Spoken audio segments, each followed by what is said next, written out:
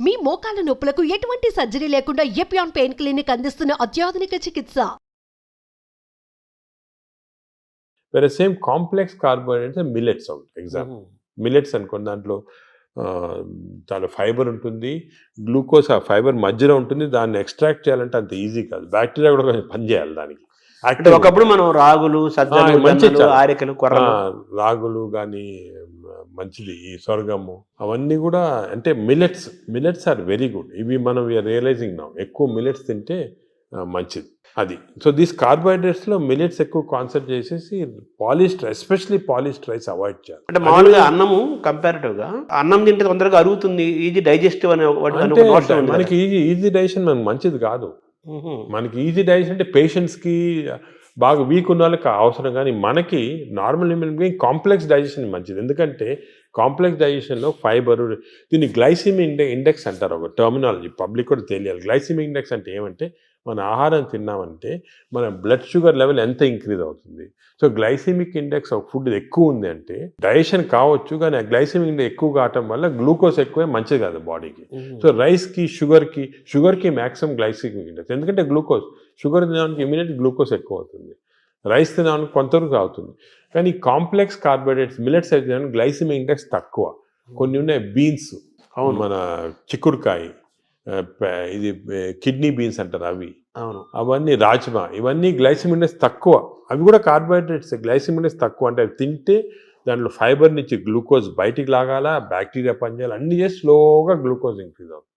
So that is not, అది మంచిది. Low glycemic index అంటే మంచిది. సో ఇది కార్బోహైడ్రేట్స్. సో అరుగుదల, రైస్ తింటే మంచిది అరగటం అనేది మంచిది కాదు, తొందర అరగకూడదు, డిలేగా. థర్డ్ ఆస్పెక్ట్ ప్రోటీన్లో మనకి యానిమల్ ప్రోటీన్, వెజిటబుల్ ప్రోటీన్ అంటే ఈ స్ప్రౌట్స్, దాల్స్, ఇవన్నీ వెజిటబుల్ ప్రోటీన్. యానిమల్ ప్రోటీన్లో కొన్ని మంచి ఉంది, చెడు ఉంది. Animal protein high quality protein, for example eggs అనుకోండి, మంచిది యానిమల్ ప్రోటీన్. అదేవిధంగా కొంతవరకు ఫిష్ మంచి ప్రోటీన్, అంటే దాంట్లో ఎక్కువ ఫ్యాట్ లేదు. కానీ ఇప్పుడు రెడ్ మీట్ అనుకోండి, దాంట్లో సాచురేటెడ్ ఫ్యాట్ ఎక్కువ, అది మంచిది కాదు. అసలు రెడ్ మీట్ అనేది తినకూడదు అసలు. ఈ రెడ్ మీట్ వల్ల మనకి బాడీ హార్మ్ కాకుండా ఈ బాడీలో క్యాన్సర్స్ రావటము, కోలన్ క్యాన్సర్స్ వెస్టర్న్ కంట్రీలో చాలా ఎక్కువ పాలిప్స్ అది రెడ్ మీట్ వల్ల. So red meat complete avoid చేస్తేనే బెటర్. సో ఇవి కొన్ని జనరల్ ప్రిన్సిపల్స్ మాట. దీంట్లో స్పెసిఫిక్గా మేము ఈచ్ పేషెంట్కి అడ్వైస్ చేస్తుంటాం.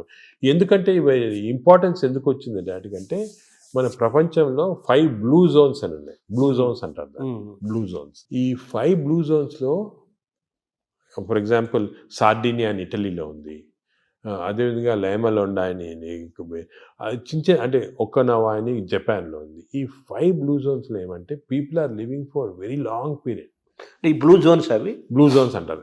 అంటే కొన్ని వరల్డ్లో 5 బ్లూ జోన్స్లో people are living mainly 100 years దాకా. అందరు అక్కడ 100 years బతుకుతారు. లాంగివిటీ ఒకటి, హెల్తీగా ఉన్నారు అందరు.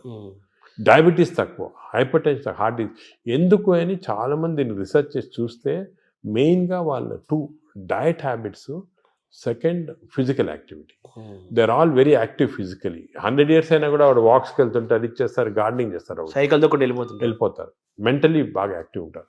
డయట్ వాళ్ళది మెడిటరేనియన్ డయట్ అని ఎక్కువ తింటారు. ఇది మెడిటరేనియన్ అంటే olive oil, nuts, vegetables, fresh fruits, fish. Food and యాక్టివిటీసే మెయిన్. ఫుడ్, ఇటువంటి ఫుడ్ అంటే మన బాడీకి ఎక్కువ స్ట్రెయిన్ లేకుండా మంచి ఫుడ్. ఇవి మేము యాక్చువల్లీ మా దాంట్లో రీసెర్చ్ చేసి ఇటువంటి ఫుడ్, ఆలివ్ ఆయిల్ మనం తినలేము, then we are converted it Indo Mediterranean diet. మా వెబ్సైట్లో దొరుకుతుంది, మీకు 400 రెసిపీస్ ఉన్నాయి. అంటే మెడిటరేనియన్ దోశ ఎలా చేయాలా, మెడిటరేనియన్ ఇడ్లీ ఎలా ఉంటుంది, వేరేగా ఉంటుంది మన దాంట్లో. మన ఇడ్లీ అనుకోండి రిఫైన్డ్ కార్బోహైడ్రేట్, అది తింటే గ్లూకోజ్ తక్కువ ఇంక్రీజ్, మంచిది కాదు. మెడిటరేనియన్ ఇడ్లీ తింటే అలా కాదు, స్లోగా డైజెస్ట్ అయ్యి బాడీకి మంచిది. సో ఏమంటే అంటే మామూలుగా అందరికి ఉన్న నోషన్ ఏంటంటే తొందరగా అరిగేది మంచి ఫుడ్ అని, తర్వాత మన బాడీ చాలా బాగా పనిచేస్తుంది అని ఫీలింగ్లో ఉంటారు.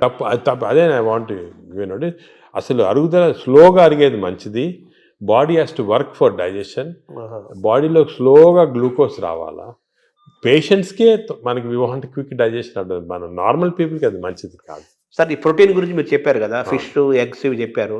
ఇదంతా నాన్ వెజిటేరియన్ వాళ్ళకి ఎక్కడ? వెజిటేరియన్ వాళ్ళకి ప్రోటీన్స్ చాలా, అసలు వెజిటేరియన్ ప్రోటీన్ మంచి ప్రోటీను, దాల్, స్ప్రౌట్స్, ఆల్ లెంటిల్స్లో ప్రోటీన్స్ ఉంటాయి. ఈ బీన్స్, ఇటువంటి దాంట్లో కూడా పెసర మంచిది. ఇప్పుడు దోశ బదులు పెసరట్టు తినండి, మంచిది. పెసరట్టు మంచిది చాలా. మీరు ఒక 2 రోజులు దోశలు ఇడ్లీలు ఆపేసి పెసరట్టు తినండి, మంచిది చాలా. పెసరట్టు మన ట్రెడిషనల్గా చూడండి, పెసరట్టు, కోకోనట్ చట్నీ, సాంబారు, అల్లం పచ్చి, ఇవన్నీ మంచి, అసలు హెల్తీ. అలా తిన్నాం అనుకోండి మనకి మంచి హెల్త్కి మంచిది. సో ఈ western breakfast, toast, butter, egg అన్న బదులు ఇవి మంచి మాట. అంటే మామూలుగా ఈ ప్రపంచం పెద్దది, ఒక్కొక్క ప్రాంతంలో ఒక రకమైన శీతోష్ణ స్థితిలో, అంటే చలి శీతోష్ణ పరిస్థితుల్లో ఒక్కో ప్రాంతానికి ఒక్కో రకంగా ఉంటాయి, జీన్స్ ఒక్కో రకంగా ఉంటాయి. దీన్ని స్టడీ చేసి కొన్ని వందల వేల సంవత్సరాల క్రితమే ఆయా ప్రాంతాలకి ఈ ఆహారం మన వాళ్ళు డిసైడ్ చేశారు. 100 ఏళ్ల నుంచి మనం అవే ఫాలో అవుతున్నాము కదా. ఇప్పుడు ఇది మారడం లేదు. నేను అనేది ఏమంటే, మనం ఏ ప్రాంతంలో ఉన్నామంటే ఆ ప్రాంతము భోజనం, ఫుడ్స్ అడాప్ట్ చేయడం మంచిది. అవును, మీరు చెప్పాను కదా, ఫర్ ఎగ్జాంపుల్ పెసరట్టు మన దాంట్లో, అలాగా చాలా చిక్కుడుకాయతో చేస్తారు, లాల్తో చేస్తారు, సాంబారు, ఇటువంటివన్నీ హెల్తీ ఫుడ్స్. ఇవి మనము అదే కంటిన్యూ చేయాలి. బట్ ఏమంటే కొత్తగా వెస్టర్నైజ్ ఫుడ్స్, ఇప్పుడు ఇడ్లీ కూడా మనకి వేరే టైప్స్లో చేయొచ్చు. పురాణాలు వేరే, మామూలుగా ప్యూర్ ఇడ్లీ వచ్చింది అనుకోండి, కంప్లీట్ డైజెస్టెడ్, అవన్నీ మోడర్న్. ఇది అది ఆవిరికూడు అనేవాళ్ళము.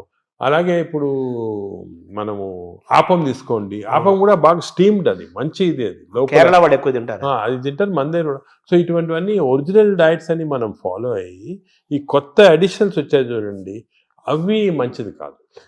మన ఏ రీజన్లో ఉంటే ఆ ఆహారం తింటాం. కేరళ అనుకోండి, ఆ కేరళ వాళ్ళు తిన్న ఆహారం అది మంచిది, లోకల్గా వాళ్ళకి ఎక్కడ గ్రో అయిన ఆహారం తింటే అది చాలా మంచిది. మన వెస్టర్నైజ్ డైట్స్ వచ్చి చాలా ఇచ్చేస్తుంది. ఈ వెస్టర్నైజ్ డైట్స్ కూడా మన డైట్స్కి అడాప్ట్ చేసుకోవాలి.